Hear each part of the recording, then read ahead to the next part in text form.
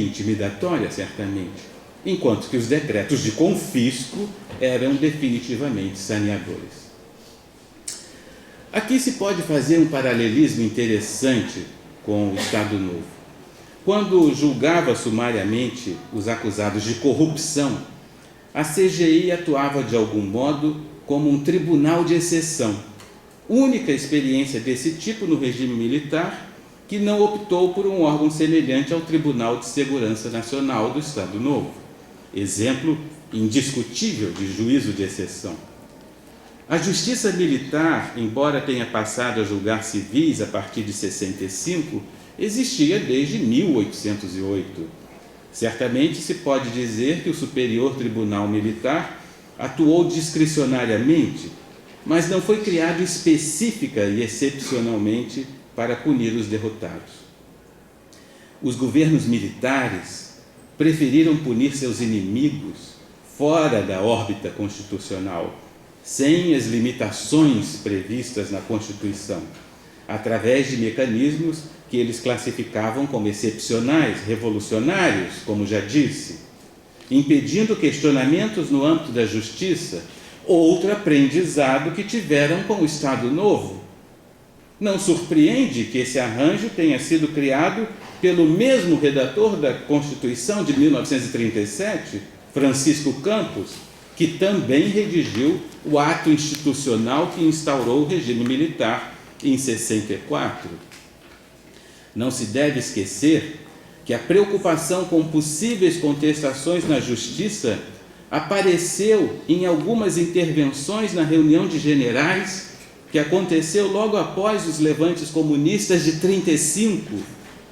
Uma das questões debatidas foi exatamente a da inconstitucionalidade de um tribunal de exceção.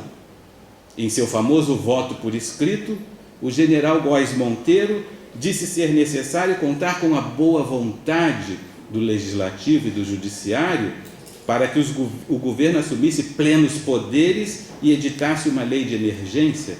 Ele propôs uma sanção jurídica a posteriori, defendendo um juízo de exceção. Tudo isso indica que o cuidado dos militares, com a aparência de licitude e juridicidade, não era uma simples obsessão com a produção de leis, como já foi dito, mas o resultado do formato institucional que os militares adotaram em 64 para evitar alguns dos problemas enfrentados pelo Estado Novo. Posso mencionar, por fim, a última dessas instâncias, definitivamente saneadora, pilar básico de qualquer regime autoritário, os órgãos de repressão. A principal e mais lamentável diferença da repressão do regime militar em relação ao Estado Novo foi o envolvimento direto dos próprios militares que assumiram as responsabilidades da polícia sob a alegação de que ela era incapaz de combater a agitação de 68. O argumento da incapacidade das polícias não se sustenta. Ainda que fosse necessário recorrer às Forças Armadas, isso não precisaria ter sido feito clandestinamente pelo chamado sistema DOI-CODE, implantado através de diretrizes secretas do presidente da República. O regime militar não estava apenas tentando controlar passeatas estudantis ou impedir ações armadas da esquerda, queria sanear a sociedade, eliminar os óbices de que falava a doutrina de segurança nacional.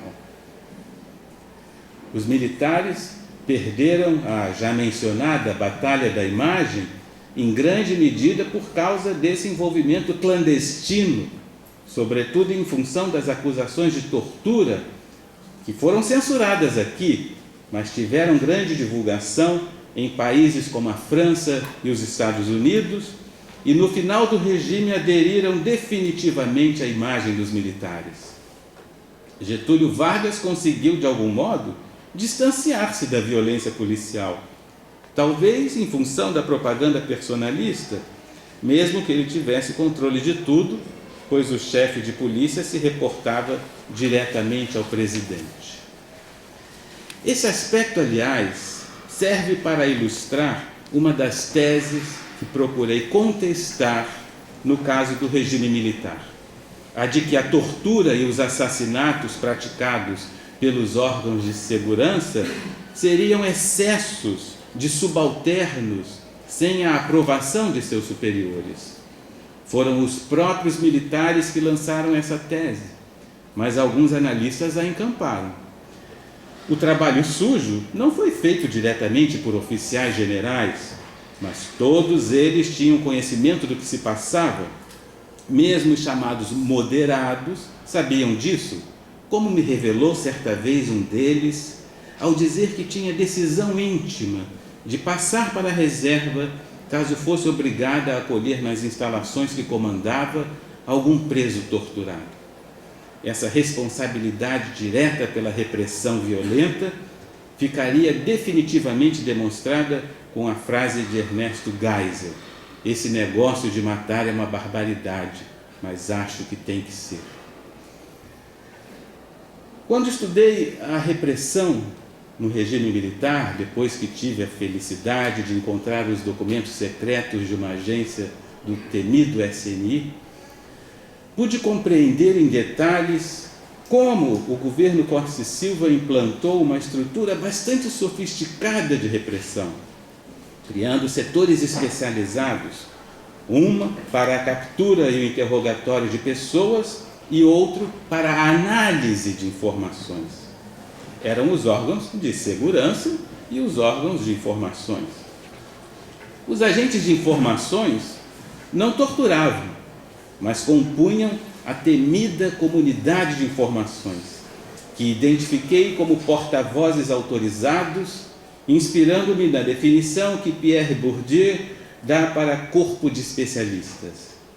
Eles exerciam seu poder intimidando, expedindo papéis, análises, informações. Quando uma autoridade qualquer recebia um desses papéis da comunidade de informações, ficava alarmada.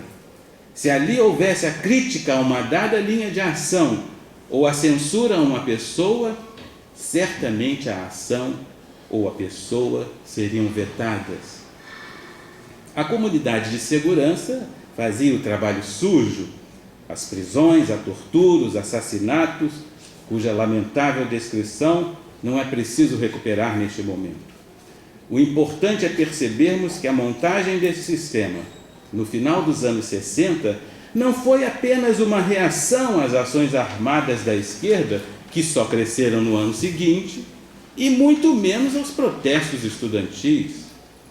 O endurecimento do regime correspondeu ao processo gradual de tomada do poder pela linha dura, que estava insatisfeita desde 64 com o alcance das punições.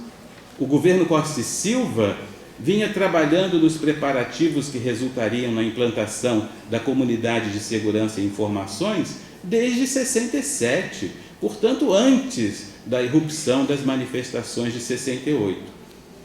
Quando as comunidades de informações e de segurança foram implantadas em 69, optou-se pelo modelo clandestino, através do qual elas podiam agir livremente e completar o serviço, interrompido primeiro em 64, depois em 67, já que os atos 1 e 2 tiveram prazos de validade. O AI-5 deu-lhes prazo indefinido para fazer o que quisessem. Foi também nesse momento que o SNI virou o monstro por cuja criação o general ideólogo do regime militar, Golbery Couto Silva, dizia-se responsável, aparentando o arrependimento. Na verdade, foi o general Médici o responsável pela transmutação, pois foi em sua gestão como chefe do SNI que se ativou a rede tentacular do órgão, instalando-se equipes de espionagem em todos os ministérios, repartições públicas e estatais, universidades federais e assim por diante. Aqui, novamente, verifica-se um vínculo com o Estado Novo, pois a base para essa ampliação do SNI foram as antigas seções de segurança nacional, criadas em 39, mas que estavam praticamente desativadas. A repressão durante o Estado Novo foi intensa, como disse Francisco Iglesias, uma fase policialesca sem antecedentes na crônica do país, só igualada no regime de exceção instituído em 64. Igualada e superada, não só por conta desses requintes de organização, mas também porque a oposição ressurgiu com força 4 anos após o golpe de 64. No caso do Estado Novo, houve repressão violenta antes do golpe de 37. O perfil autoritário que viria a caracterizar o Estado Novo foi traçado em 2 reuniões, poucos dias depois do levante comunista de 35. A primeira, a já mencionada reunião de generais, a segunda, a reunião de ministros, 4 dias depois, na qual apareceram as sugestões de se fazer propaganda, criar-se um serviço secreto, estabelecer-se a censura e implantar-se um tribunal de exceção.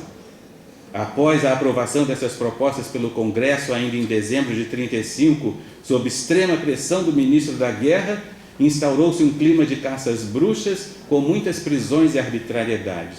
Como disse Guilherme Figueiredo, em 1935, o governo descobriu a tortura contra adversários políticos, mas após 68, ela foi usada sistematicamente, na etapa imediatamente após a prisão, com requintes macabros de sofisticação técnica. Os levantes de 35, a existência de células comunistas nos quartéis e a presença no Brasil de membros do Comintern deram concretude ao discurso anticomunista, que perduraria mesmo depois, quando as iniciativas comunistas debilitaram-se. Não é preciso lembrar o quanto a referência chamada intentona comunista esteve presente em todo o regime militar.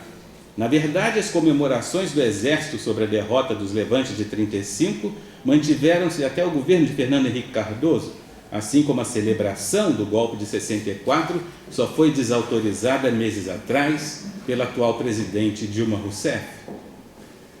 Por ter sido a problemática central dos anos 30, a questão do trabalho marcou a repressão do Estado Novo, na medida em que se combateu tanto o subversivo quanto o malandro, instaurando-se como contravenção penal em 1941 a prática da vadiagem. O trabalhador, mesmo sendo pobre, era um homem digno, merecia a proteção do Estado. Quem tem ofício tem benefício, mas contra quem não trabalhava estabeleceu-se uma suspeição moral. No mesmo movimento através do qual se constituiu o cidadão trabalhador, destituiu-se o desocupado, que assim passou a ser perseguido pela repressão, prática que atravessou o regime militar e perdura até hoje. A importância dos militares em todo esse percurso histórico nos obriga a fazer uma referência específica a eles. Para considerar os vínculos que se podem estabelecer entre o Estado Novo e o regime militar, é indispensável pensá-los como personagens centrais. A própria denominação dos 2 regimes depende da posição em que os situemos. No caso do regime militar, tem-se discutido se 64 foi um golpe militar ou um golpe civil-militar. Um debate que expressa o desejo da historiografia de sublinhar o apoio civil ao golpe. Parece-me que o golpe de 64 pode realmente ser caracterizado assim. De fato, tivemos a conspiração dos empresários, as marchas da família, o papel preponderante dos governadores da UDN, além do apoio da grande imprensa, da Igreja Católica. Entretanto, se é legítimo caracterizarmos o golpe de 64 como civil-militar, o regime foi indubitavelmente militar. As pretensões de liderança de Lacerda, por exemplo, foram logo afastadas pelo general Costa e Silva nos primeiros dias após o golpe. Foi um regime militar. Além dos presidentes serem marechais e generais, a repressão foi conduzida pelo exército.